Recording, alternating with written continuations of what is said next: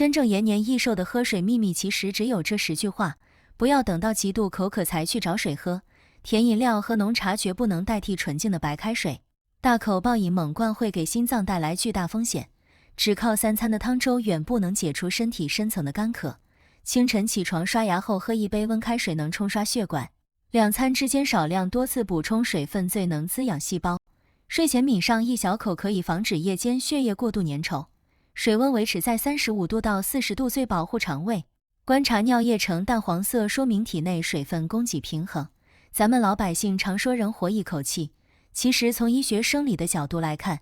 这话后面还得补上一句，人活一口气，命靠一瓢水。咱们今天要聊的话题非常接地气，听起来甚至有点小儿科，那就是天天都在做的喝水。很多人心里可能会想，我都活了大半辈子了，喝水这件事谁还不会呀？嘴干了就张嘴喝呗，这难道还能和寿命扯上什么关系吗？您还真别不信，在众多的医学研究和临床观察里，很多严重的大病，比如心脑血管堵塞、肾脏结石、长期严重便秘，甚至器官功能的快速衰退，追根溯源都和看似简单的喝水习惯有着千丝万缕的联系。甚至可以毫不起眼地说，一个人身体底子好不好，能活多久，看他平时怎么喝水就能看个8、9不离10，因为水对身体实在太重要了，重要到咱们天天见它反而忽略了它的存在。咱们的身体说白了就是一个充满水分的皮囊，刚出生的婴儿体内80%都是水灵灵的，青壮年时期水分占到70%，到了咱们中老年时期水分可能就降到了50%左右。人这一辈子衰老的过程，本质上就是一个体内不断脱水变干的过程。但是现代人生活节奏太快，很多人把喝水排到了生活事项的最后一位，总觉得不渴就不用喝，或者觉得白水没有味道，拿饮料、咖啡、浓茶当水喝。今天咱们就给大伙提个醒，经过多年的观察和总结，那些身体容易出毛病的人，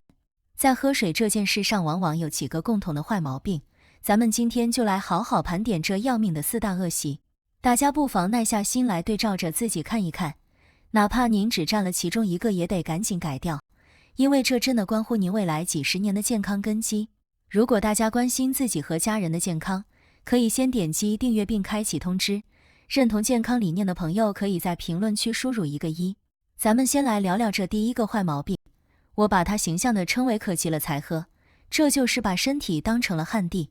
这是绝大多数人最容易犯的通病。很多人忙起来几个小时不喝一口水，直到嗓子眼发干，嘴唇起皮了才想起来到处找水喝。朋友们，要告诉大家一个医学上的真相，当您感到口渴的时候，您的身体其实已经处于缺水警报的红色区域了。咱们体内有一个非常精密的监测系统，只有当体内的水分丢失量达到体重的20%，大脑的下丘脑才会发出口渴的指令。这说明在您感到渴之前的很长一段时间里，你的身体器官已经在干旱中默默忍受了。这就像家里的暖气管道，等您发现暖气片凉透了再去加水，整个供暖系统早就受损了。长期处于这种被动补水状态，后果是非常可怕的。首当其冲受害的就是咱们的心脑血管。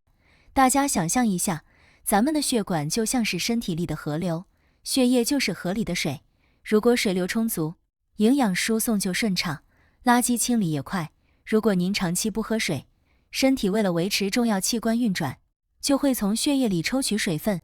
这时候河里的水变少了，河床变窄了，血液变得又粘又稠，就像熬粘稠的米粥一样。这时候心脏这个水泵要想把这像粥一样的血液泵到全身，它得费多大的力气呀？血压能不升高吗？而且血液粘稠流速变慢，那些血脂、胆固醇和血小板就容易沉积在血管壁上，形成斑块甚至血栓。很多中老年朋友明明平时吃药很规律，怎么突然就脑梗心梗了？回头一问，往往发病前长时间没有补充水分，或者是大汗淋漓之后没有及时补水，这种渴极了才喝的习惯，就是在给血栓铺路呀。除了血管，这种习惯还在悄悄毁掉您的肠道。很多老朋友跟我抱怨便秘质不好，吃香蕉吃粗粮都不管用，我就问他一天喝多少水，他说不爱喝也不渴，这就对了。咱们的大肠有个重要功能就是重新吸收水分，如果身体缺水，大肠为了救急就会拼命吸干那一堆废渣里的水分回补给身体，结果大便变得像石头一样干硬，卡在肠道里动弹不得。在干涩的滑梯上推石头怎么能推得动呢？毒素排不出去反被身体吸收，脸色和口气能好吗？还有咱们的关节，很多人上了年纪膝盖疼，走路咔咔响，您可能觉得是缺钙，其实很多时候是缺水。关节之间有一层润滑液叫滑膜液，主要成分就是水。身体长期缺水导致这层润滑油干涸，骨头磨骨头能不疼吗？软骨没有水分滋养就会变脆老化，关节炎自然就找上门了。所以这第一个坏毛病就是在透支全身的机能，咱们要学会未雨绸缪，别等身体喊救命了才挤水喝。接下来咱们聊聊第二个坏毛病，这个毛病在年轻人和一些讲究生活情调的中老年人身上特别常见，那就是喜欢用甜饮料、浓茶或者咖啡来代替白开水。经常能听到这样的言论，我不爱喝白开水，没有味道喝不下去，但我每天喝好几瓶冰红茶，或者每天泡一大壶浓茶，这不也是水吗？都是液体进到肚子里，不都一样吗？大错特错，在身体眼里，纯净的白开水是朋友，是清洁工，而那些甜饮料和浓茶虽然也是液体，但在很大程度上它们是负担甚至是强盗。先说甜饮料，现在市面上的饮料不管名字叫得多好听，只要喝起来是甜的，里面大概率都含有大量的糖分或者代糖。您喝进去的是水，但同时也给身体灌进了大量的糖分，这会有什么后果呢？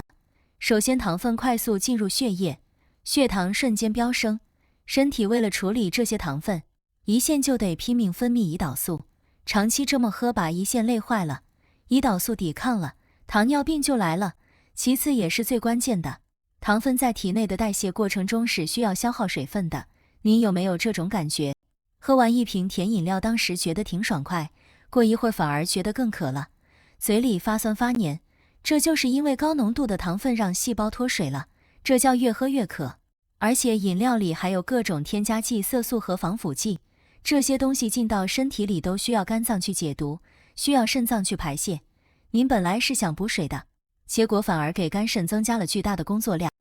这就好比请来的清洁工不仅不干活，还给家里扔了一地垃圾，这不添乱吗？再来说说浓茶，很多老一辈的人觉得喝茶养生，茶叶放的特别多，泡出来的茶汤颜色深得像酱油，苦得发涩。茶是好东西，茶多酚能抗氧化，但是凡事过犹不及。浓茶里含有大量的鞣酸茶碱和咖啡因，第一，鞣酸会阻碍身体对铁和钙的吸收，很多爱喝浓茶的老人查出来缺铁性贫血或者骨质疏松特别严重，怎么补钙都没有用，原因就在这杯浓茶上。第二，浓茶和咖啡都有很强的利尿作用。什么叫利尿？就是强迫肾脏工作把水排出去。您喝了一杯浓茶，可能身体要排出更多的尿液，如果您不额外补充白开水，光喝浓茶的结果就是体内水分反而流失的更多了。第三，浓茶刺激胃，浓茶里的生物碱会稀释胃液，损伤胃黏膜，很多喝浓茶的人都有胃溃疡、反酸、烧心的问题。而且咖啡因会让神经兴奋，心脏跳动加速，对于本身就有高血压、心脏病或者失眠的朋友来说，这一杯浓茶可能就是压垮健康的最后一根稻草。所以不是不让大家喝茶，而是提倡喝淡茶。什么叫淡茶呢？就是能看清杯底的茶，颜色清亮，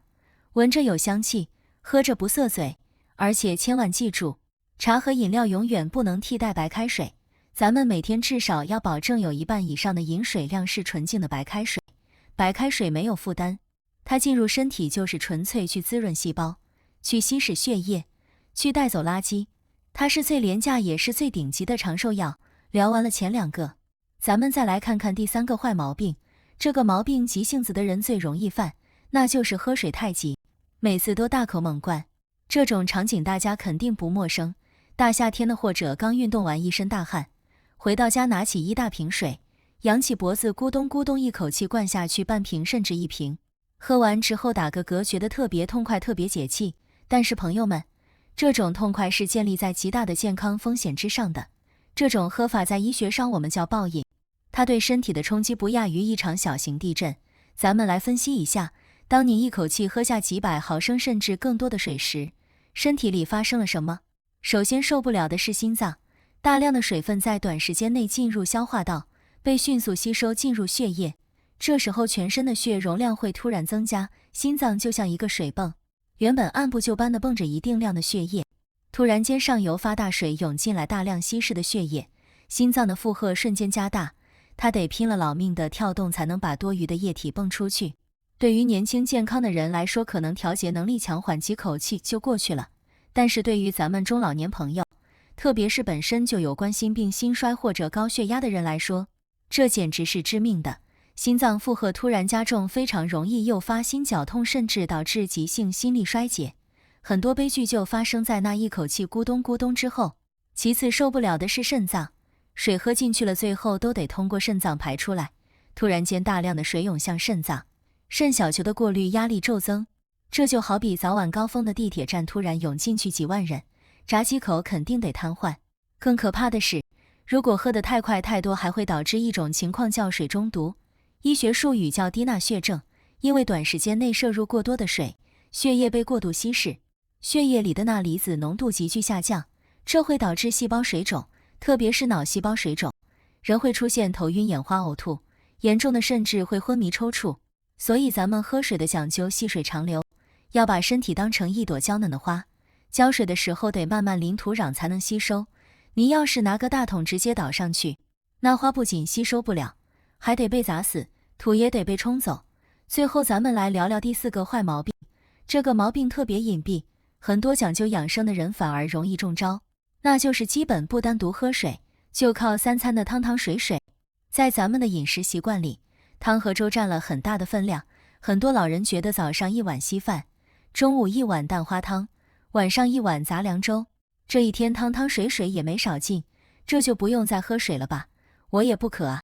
这种观点其实是一个巨大的误区。首先，汤和粥本质上是食物，而不是单纯的水。绝大多数的汤为了好喝，里面都放了盐和油。咱们先说盐，盐吃进去了，身体为了保持体液的平衡，需要更多的水来把多余的钠排出去，所以喝咸汤有时候不仅不解渴，反而会消耗身体里的水。你有没有这种经历？喝完1碗味精比较多的紫菜汤或者咸味重的排骨汤，过一会儿嗓子特别干，这就是因为盐分摄入超标了。再说油，鸡汤、骨头汤里溶解了大量的脂肪，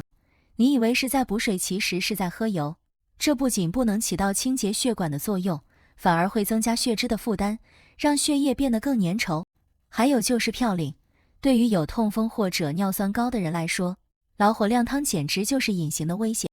肉里的嘌呤都煮到汤里了，您把汤当水喝，那尿酸能不飙升吗？痛风能不发作吗？其次，光靠3餐的汤水总量是远远不够的。咱们成年人每天通过尿液、汗液、呼吸和粪便流失的水分大概在2500毫升左右。除了吃饭摄入的水分和身体代谢产生的水分，咱们每天至少还需要额外喝1500毫升到1700毫升的纯水才能维持收支平衡。1碗粥、1碗汤里面的水分也就几百毫升，而且还伴随着盐和油。如果您一天不单独拿起水杯喝水，您的身体长期处于一种慢性脱水的状态，这种状态下尿液浓缩，尿里的钙、盐、草酸盐就容易析出结晶，沉淀在肾脏里形成肾结石。很多不爱喝水只爱喝汤的人都是肾结石的常客，所以千万别把吃饭时的汤水等同于喝水。饭要吃，汤可以喝，但那杯清澈的白开水必须单独喝，水也替代不了。刚才把这4个要命的喝水毛病给大伙儿盘点了一遍，渴急了才喝，饮料浓茶当水喝，大口牛饮，只喝汤不喝水。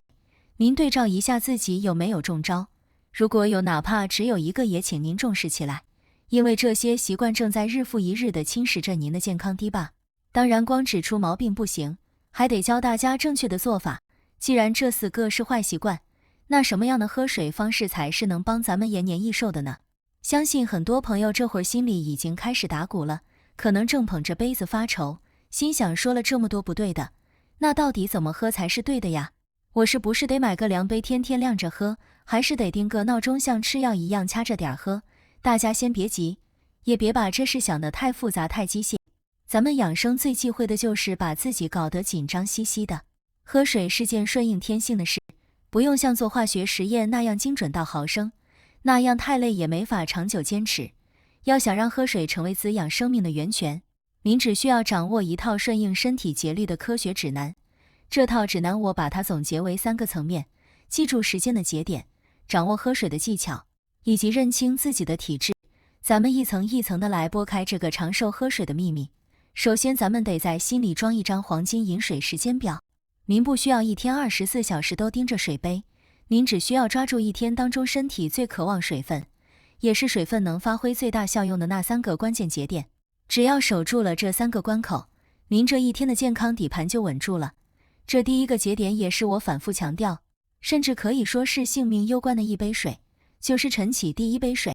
在医学界，很多医生私底下都管这杯水叫救命水，或者是长寿的第一块基石。为什么它的地位这么高呢？这得从咱们睡着的这7、8个小时说起。您躺在床上睡觉，觉得身体好像关机了，其实您的5脏6腑还在加班，您的呼吸在带走水分，您的皮肤在蒸发水分，您的肾脏在浓缩尿液。一觉醒来，不管您感觉没感觉口渴，您的身体其实已经处于一种生理性脱水的状态了。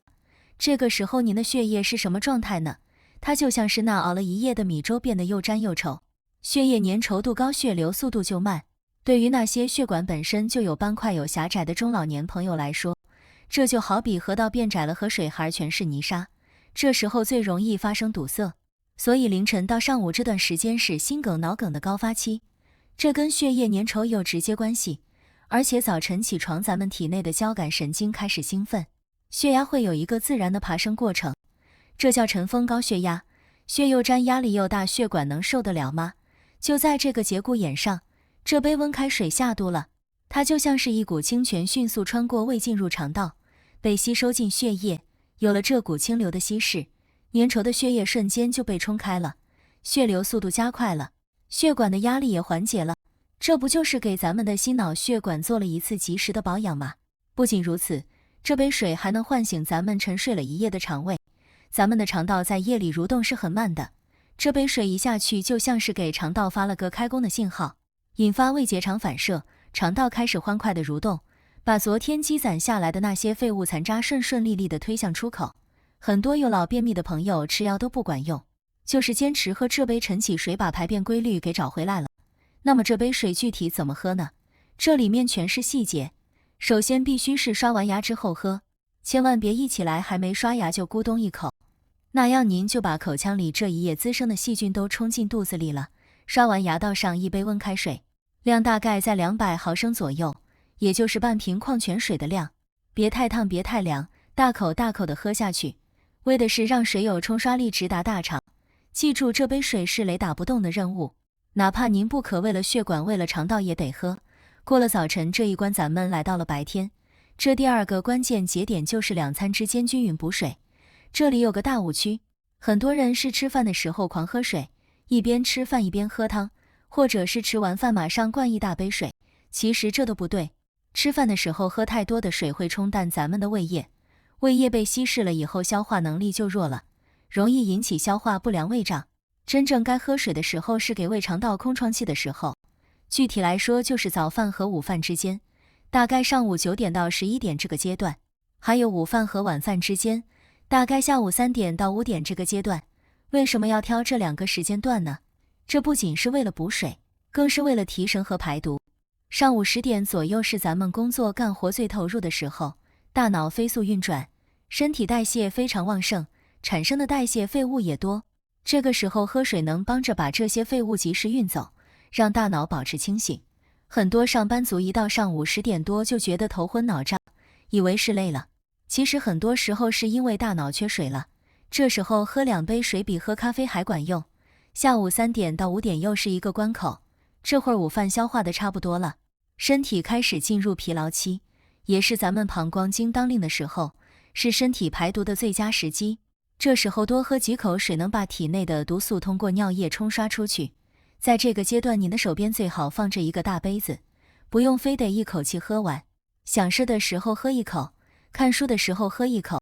聊天的时候喝一口，上午喝个2、3杯，下午喝个2、3杯，让身体里的水流始终保持在一个充盈流动的状态，这样您的皮肤也是润的，脑子也是灵的，人也不容易累。接下来咱们说说这第3个节点，睡前1小杯。一提到睡前喝水，很多人担心晚上喝水第二天脸会肿或者频繁起夜，这种担心非常理解。但是咱们得权衡利弊，只要您没有严重的前列腺问题，没有严重的心力衰竭或者肾衰竭，那么在睡前1小时，大概晚上9点到10点，您还是应该抿上那么几口水，注意控制在100毫升以内，也就是2-3口的量。这几口水目的不是为了解渴，而是为了救急。人在睡眠中呼吸出汗都在排水，漫漫长夜7-8个小时，如果不补一点点水，血液会越来越粘。到了后半夜，也就是凌晨2-3点的时候，是人体血液粘稠度的高峰期，也是血栓最容易形成的时候。这睡前的几口水虽然不多，但它能在一定程度上缓解夜间的血液浓缩，给血管里加一点润滑剂，预防后半夜发生心脑血管意外。担心起夜的朋友可以稍微早点喝，睡前1个半小时喝，上床前先把尿排空。至于说水肿，只要您的肾脏功能是正常的，这100毫升的水绝对不会导致您第二天变成大脸猫。为了血管的安全，这几口水还是润润嗓子喝下去吧。讲完了什么时候喝，咱们得讲讲怎么喝，也就是掌握科学饮水的技巧。这第1点技巧叫少量多次，这4个字可以说符合人体生理学的补水方式。咱们很多性子急的朋友喝水那是好饮，拿起瓶子咕咚咕咚一饮而尽，觉得这样才痛快。其实这种牛饮的方式，大部分水根本来不及被细胞吸收，咱们的身体就像是一片干旱的土地，你拿着一盆水哗啦一下泼上去，水会顺着缝隙直接流走，底下的土还是干的。咱们暴饮也是一样，水快速进入血液，肾脏一看发洪水了，赶紧加班加点把水排出去，结果刚喝完没多久就跑厕所全尿出去了，细胞没喝着，肾脏还累够呛。正确的喝法应该像春雨润物一样，把一天的总饮水量分解到全天的各个时段，每次喝150毫升到200毫升，喝的时候一口一口咽，让水在嘴里停留一会儿，再慢慢流进胃里。这种滴灌式的补水方法让水分有足够的时间渗透进细胞膜，真正滋养到每一个干瘪的细胞。第2点技巧是关于温度的，叫水温适宜。咱们中国人的肠胃那是出了名的喜温厌寒，现在的年轻人学外国人，大冬天也喝冰水，胃里有大量的血管和神经，一杯冰水下肚，胃里的血管会瞬间收缩，这会导致胃部痉挛，引起胃痛消化不良。更严重的是，这种寒冷的刺激会引发冠状动脉痉挛，很多心梗的诱发因素就是那一杯透心凉的冰水。那有人说了，我不喝冰的喝烫的可以吗？更使不得，超过65度的热饮被列为致癌物。咱们的食管黏膜只能耐受50度左右的温度，经常喝滚烫的开水会导致食管黏膜反复烫伤和修复，在这个过程中细胞容易发生变异。最完美的水温是35度到40度，这个温度和体温最接近，温水喝进嘴里感觉温润，